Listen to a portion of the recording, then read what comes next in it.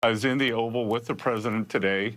He spoke to Prime Minister Carney, who was very aggressively walking back some of the unfortunate remarks he made at Davos. I'm not sure what the Prime Minister was thinking. Of course, Canada depends on the U.S. There's much more north-south trade than there could ever be east-west trade. He talks about middle countries having to do their own thing. And I'm old enough to remember when French President Francois Mitterrand tried to go down that route. It failed back in the 80s. It'll fail now. That was U.S. Treasury Secretary Scott Bessent on Fox News saying Prime Minister Mark Carney, quote, very aggressively walked back some remarks he made last week in Davos in a conversation with Donald Trump yesterday.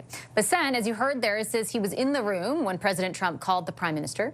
Carney's speech at the World Economic Forum stressed the end of the rules-based global order and urged middle powers to come together to counter abusive great powers. The Prime Minister confirmed to reporters he did indeed talk to Trump, but dismissed the claim that he backpedaled on the Davos speech. But to be absolutely clear, and I said this to the president, I meant what I said in Davos. It was clear, it was a broader set of issues, that Canada was the first country to understand the change in U.S. trade policy that he had initiated, and we're responding to that. We're responding positively by building partnerships abroad. We're responding positively by building at home, and we're prepared to respond positively by building that new relationship through CUSMA. He understood that, and it was a good conversation, as I say.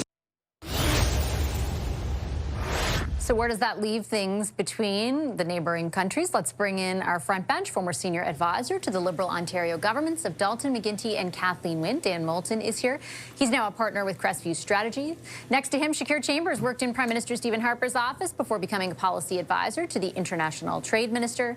Kathleen Monk joins us remotely. She's former director of communications to the late Jack Layton. She's now principal owner of Monk & Associates. And Stephanie Levitz is here with me in studio. She's a senior reporter in the Globe and Mail's Parliament Hill Bureau. Hi, everybody. Hello. Nice to see you. Stephanie, I'll start with you. Sort of a familiar refrain now. Something gets said from the White House about an interaction with the Prime Minister or the federal government. We learn of it that way, and then the federal government is forced to respond. What do you make of this particular back and forth? I mean, I go back to, why don't we get readouts of these conversations? I mean, how is it that they happen and we never know they happen until somehow it surfaces elsewhere? As it has been, it seems, throughout this latest go-around or ongoing go-around between our two countries, it's a lot of he said, right? It always seems to be that both parties are saying they said different things and can never arrive at a middle ground. It struck me that maybe they need to go for a pizza, like Mark Carney and Doug Ford. and not a Hawaiian one. You're going to get lots of pushback. Yeah. I like it. But, you know, you can parse the words until you're dead here, Vashti, right? I mean, you could. You could we say, just might, yeah. And we just may. Yeah. I mean, the Prime Minister say, well, I said it this way, and Bessent has heard it. They've experienced this differently, to borrow a political phrase, and here is where we are. I mean, I guess it's good on balance that the two are speaking, right? On balance that, you know, if we were to believe the Prime Minister that it was Trump that called him, okay, what was the progenitor of that call? Why did that call happen? We don't actually know. No, we really only know, Dan, what we hear from the White House in the way that they characterize it, and then just a response to that. There's no more kind of fulsome telling of the status of things or where things are at. I think what I would denote is the Prime Minister, in his response today, it wasn't like the video, the ad, the Ronald Reagan ad, where he right away was like, yeah, I apologize. Like he did today, I think, you know, in conjunction with what happened in Davos, appear to take a bit more of a firmer stance in countering the messaging out of the White House. I think what the Prime Minister said today is what is going to resonate with Canadians, which is that he meant what he said at Davos. And I think if you look at the way he delivered that speech, the context of that speech, I think it resonated with Canadians. And it was very clear that what he was articulating on the world stage was what he's been articulating here in Canada for the better part of the last year, which is that we need to stand up for our own sovereignty, we need to invest in our economy, and we need to do things on our own and along with our allies and partners around the world. I don't think he was walking it back at all, and I'm not sure that Canadians are going to give much credibility to a U.S. administration that's been out there saying that Canada only exists because America says it's okay, and that Canadian soldiers weren't on the front lines in Afghanistan, right? Like, these are some pretty grotesque comments coming out of the White House about Canada just recently and over the course of this president's term in office. And so I'm not sure a lot of credibility is going to be invested in what we're hearing from this secretary or Secretary Lutnick or whoever other spokesperson for the White House is out there trying to besmirch Canada or the Prime Minister. So, I understand Stephanie's point about a readout. I think there's some healthy conversation around that. But I'm not sure we can expect every interaction between the president and the prime minister to have a readout. We're going to go through a bumpy road of a renegotiation of a free trade agreement. And I think it's best that they continue to make progress against that and get the best deal for Canada in that process. I do think Dan's right in Shakir insofar as Canadians not lending a lot of credibility to spokespeople for Donald Trump. I do think, though, at the same time, they wanted to hear they would want to hear from the Prime Minister that what he said in Davos was not just for that audience, that he did mean what he said, because there have been instances over the last 6 months where that wasn't exactly the posture that this world leader or other world leaders were taking to Trump. There does seem to be an evolution there. Yeah, I mean, you can say the Davos speech was strong, elbows up and whatnot, but I think even just talking about this, it shows a real disconnect between, what's politically important and I think what's important to kind of the business community.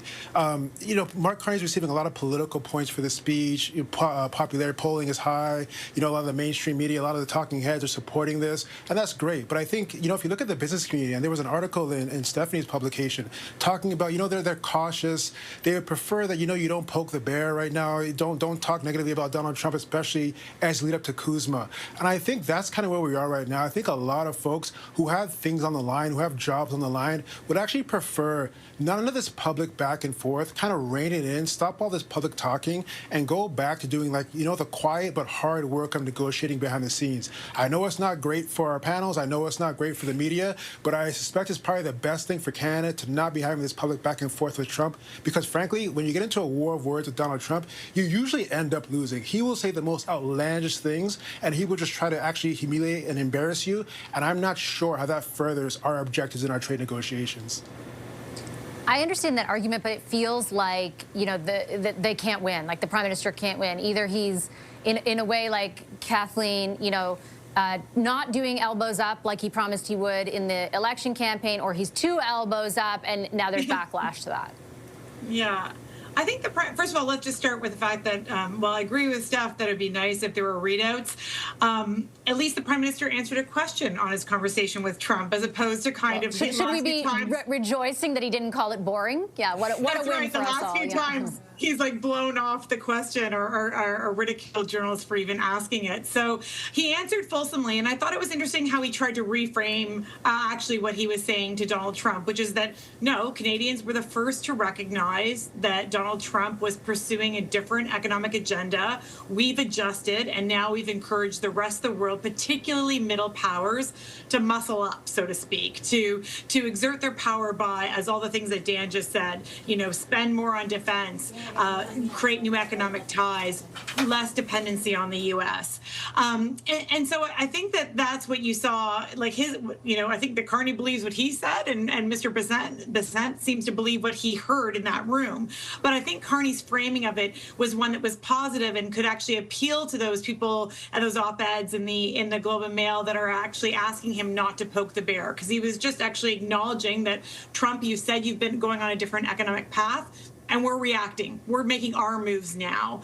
And why Trump called him, interestingly, certainly if Trump had texted Mr. Carney, I guess we would get a transcript of sorts, because it seems like Mr. Trump has been leaking many of his texts that he has to other world leaders.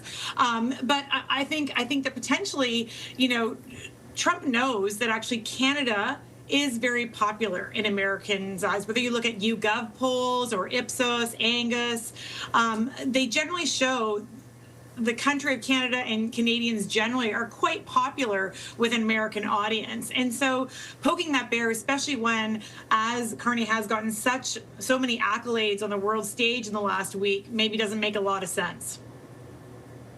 What do you think about that, Steph? I mean, we've all sort of leaned into this idea that why Donald Trump has been lashing out at Canada over the last week or so is directly related to that Davos speech, right? He didn't like the fact that Mark Carney showed him up. And it all goes back to feelings and not facts. Feelings is where we are with this president. And so have we put this issue to bed? Like, is it done now, the long spat post-Davos where he's come after us, the China deal, all sorts of, maybe this is okay. They can agree to, like, let's just focus on Kuzma now. I would like to know that. I know people say, oh, why are you so, fixated on the readout? Well, fixated on the readout because we have absolutely no idea what is going on with these negotiations.